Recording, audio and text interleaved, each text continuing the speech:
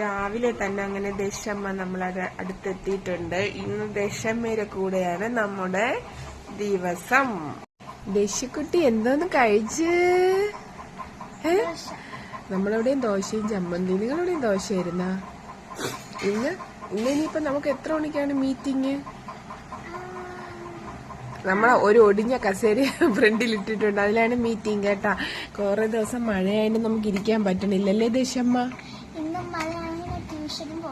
അയ്യോ അങ്ങനെ പറയരുത്. നീ പൂജ ചേച്ചിയെ പോലെ മടിച്ചാവരുത്. ട്യൂഷന് പോണം.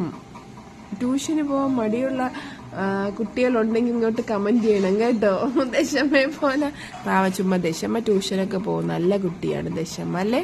ദശമ്മ ഡാൻസ് പഠിക്കുന്നുണ്ട്, പിന്നെ ഹിന്ദി പഠിക്കാൻ പോണു, പാട്ട് പഠിക്കാൻ പോണു, പിന്നെ എന്തിനു പോണടി?